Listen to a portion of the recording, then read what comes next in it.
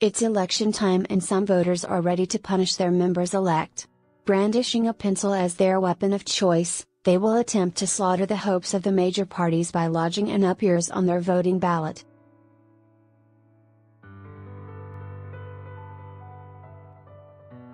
Simmering anger with Labour and the coalition has been fanned by constant leadership changes, navel-gazing, infighting and political posturing over the past decade.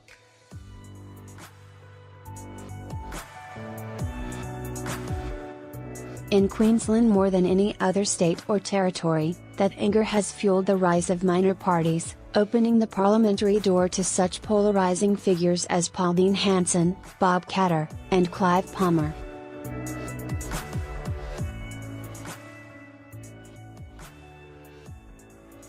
The outspoken players, once considered fringe dwellers, now cause major headaches for Labour and the LNP as they struggle to keep their traditional supporters on side.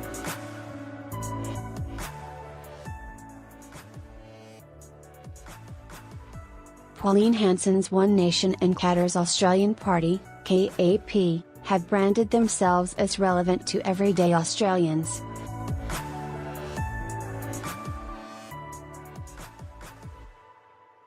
Photo: Clive Palmer has spent millions on political advertising in the past 12 months.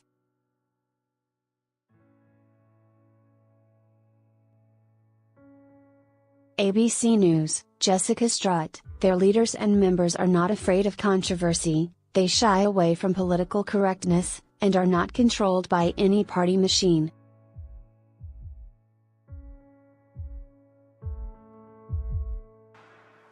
So far, it has been an attractive formula, and all the political parties know it.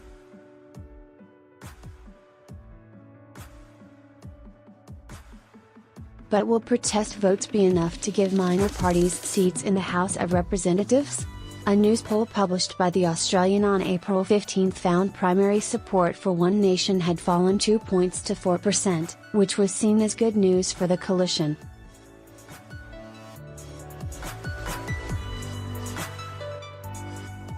Of the 21 seats the LNP holds in Queensland, more than a third teeter on margins of 4% or less.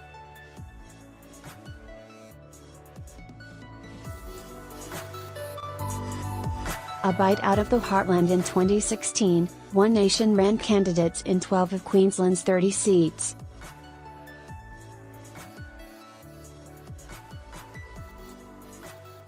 In most of those seats, One Nation candidates received a healthy primary vote, in some cases rivaling the primary vote for a major party.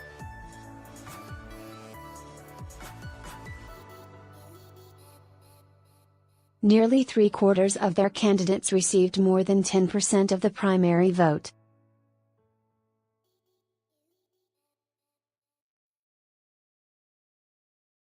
One received outright support of 20.9% of voters. In 2019, One Nation has set itself the ambitious target of fielding candidates in every Queensland electorate, even inner city seats where Ms Hanson's rhetoric has had far less appeal.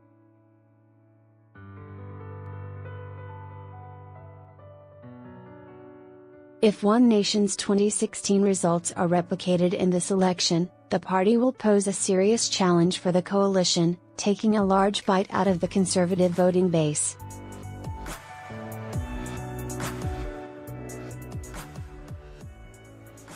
The other minor parties are also likely to eat away at the LNP heartland. CAP will focus on just 6 seats, drilling into its already well-established rural and regional support base.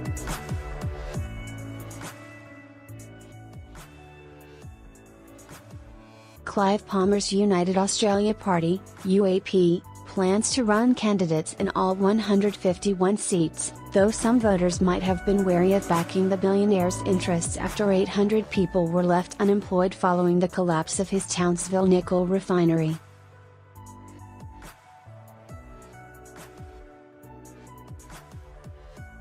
No surprise then that within days of the election being called, Mr. Palmer announced he would pay back millions of dollars owed to Queensland nickel workers.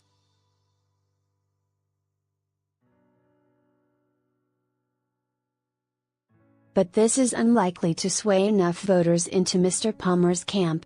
Video: Clive Palmer denies his decision to pay back workers was politically motivated.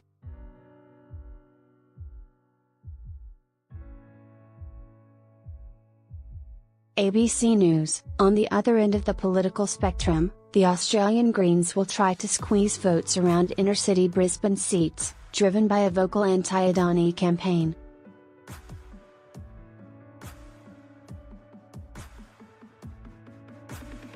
The Greens won their first seat in Queensland Parliament at the last state election and would love to build federal crossbench support, with Melbourne MP Adam Bant thus far the only Greens member in the House of Representatives.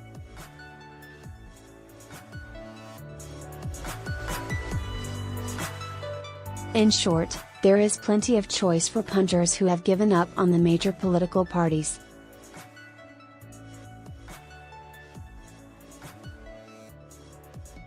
It all comes down to preferences. Shortly before calling the election, Prime Minister Scott Morrison responded to revelations One Nation tried to solicit donations from the US gun lobby by announcing the Liberals would preference Labour ahead of One Nation.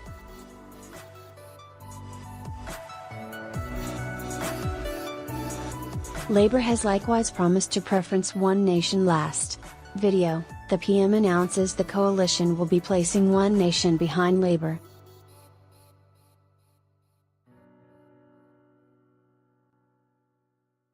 ABC News: But the more critical question is where the preferences of minor parties will end up.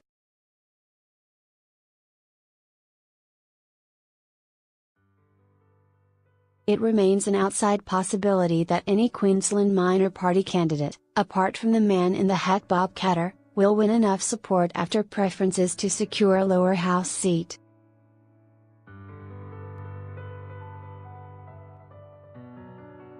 But the importance of these groups should not be underestimated in this election. The votes they receive and how their preferences are allotted will have a critical impact.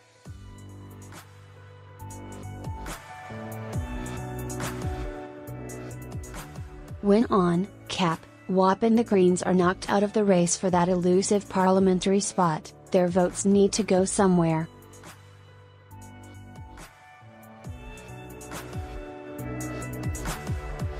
In all likelihood, those preferences will eventually end up backing an LNP or a Labour candidate.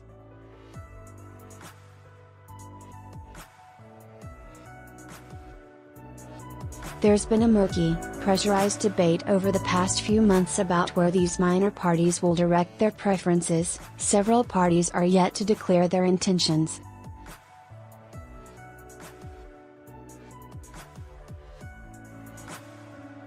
Senator Hanson reportedly told The Australian that One Nation would assign preferences in this election on a seat-by-seat basis.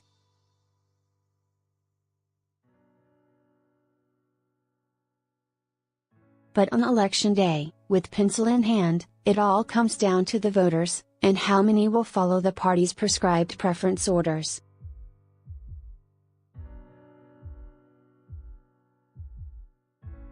External link: submit a question to You Ask, we answer. Contact Alison Horn.